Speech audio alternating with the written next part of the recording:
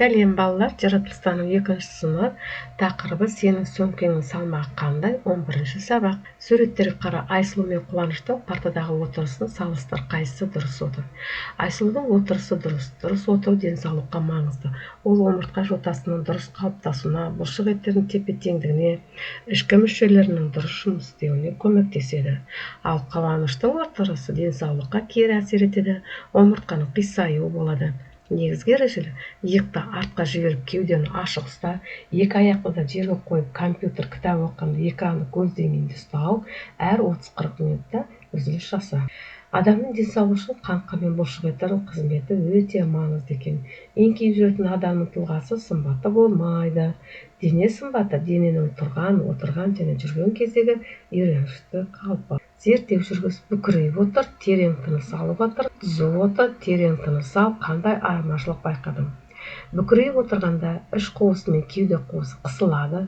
Бұл кеуде қуысын тереңірек тыныс алуға мүмкіндік беретін негізгі бұлшық ет диафрагманың толық қозғалуына кедергі жасайды. Сен терең тыныс алғың келсе де, өкпенің төменгі бөліктеріне ауа толық бара алмайды. Сондықтан арқа, иық, мойын бұлшық еттеріне қосымша күш түсіп, олардың кернеуі артады.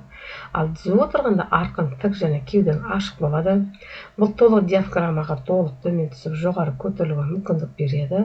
Осының арқасында денеге оттегі көп мөлшерде түседі екен. Қорытынды: түзу отыру терең тыныс алуға арналған дұрыс қалып. Ол диафрагмаға толық жұмыс істеуге және өкпенің барлық бөліктеріне ауа жіберуге мүмкіндік береді екен.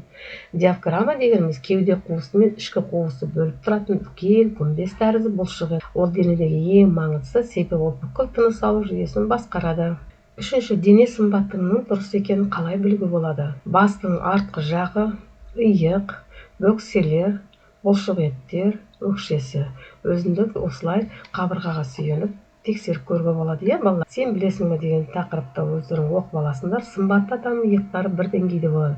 Іші тартылған, аяқтар түзу, жүрісі жеңіл, бұлшық еттері жақсы дамыған, шымыр. 4. Омыртқа неліктен қисайды? Оқушының дене сымбаты сөмкенің дұрысталмағандығында бұзылады. Сөмкенің салмағы да омыртқаға әсер етеді. Егер сөмкені күн сайын бір иығыңа алып жүретін болсаң, омыртқаң қисайып кетеді.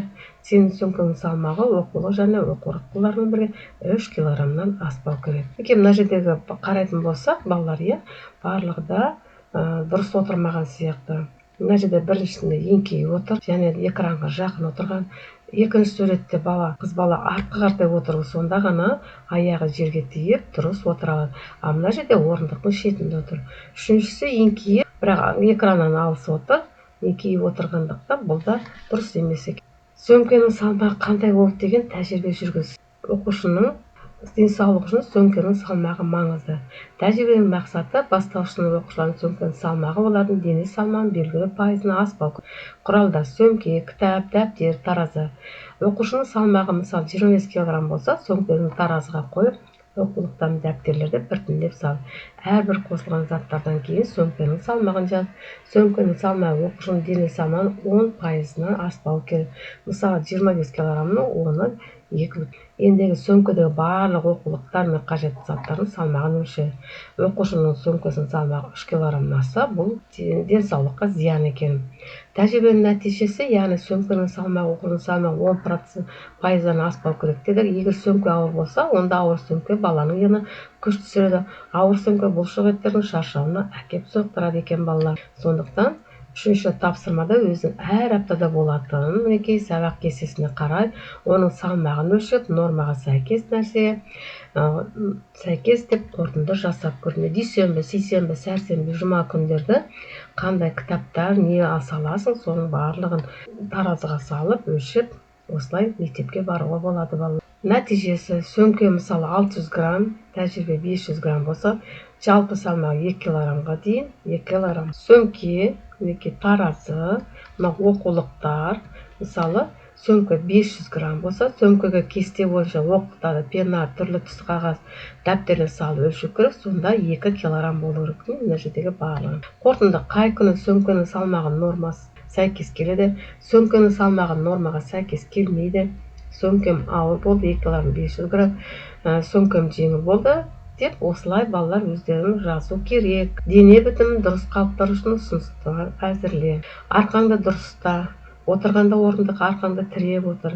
Екі аяқ тегіс жерге қойып отыр. Егер аяқта жерге жетпесе, арнайы тіреуіш қолдан кітап оқығанда теледидар көгін басты еңкетпеу үшін экранда көз деңгейіне дейін көтер. Басыңды тік ұста, көз алдыңа қарап жүр. Иықты артқа және төмен қарай түсіріп ұста. Жататын тегіс матрас пен жастықты таңда. Ұйықтағанда шалқадан немесе бүйірлеп жат. Ауыр затты көтерген тізеңді бүгіп, арқаңды дұрыста. Салмақты арқаға емес, аяққа түсіріп дұрыс. Дұрыс жауабын тап дейді. Жаяу жүрген тік тұрып еңкеймейміз, иә. Бір қолымызға ауыр сөмкені ұстамаймыз. Жұмсақ төсекке жатпаймыз, иә. Жіпті екі қолға біркелкі ұста, иә. Мына жердегі суреттерге қарап. Бірінші тапсырма, артық затты алып тастаймыз, иә. Мына жерде қандай заттар көріп тұрғанда артық екен. Соны алып тастап, содан кейін барып сөмкені асып жүруге болады екен. Мысалы, ең үлкен мынау ауыр машина, содан кейін ертегі кітап екен, иә. Олар сөмкені өте ауырлатады. Келесі тапсырма математикалық есептер. Үшінші тапсырма дұрыс сөмке кию ережесі. Қалай кию керек екен, бір жағынан қисайта ма, әйтпесе дұрыс па. Еске сақта, сөмкенің арқасы қатты ортотипиялық болу керек. Сөмке белден төмен түсіп кетпеу керек. Сөмкеге артық ойыншықтар мен ауыр заттар салуға болмайды. Балалар, бүгін біз сендердің сөмкелерінің салмағы қанша болады деген тұжырымдар жасадық. Осы ережеге сәйкес өзіңнің сөмкеңді үнемі күнде әр 5 күн бойы өлшеп сөмкелеріңді және сөмкені арқаңа асқан кезде дұрыс ұстау керек екенін есіңнен шығарма. Сабақ аяқталды.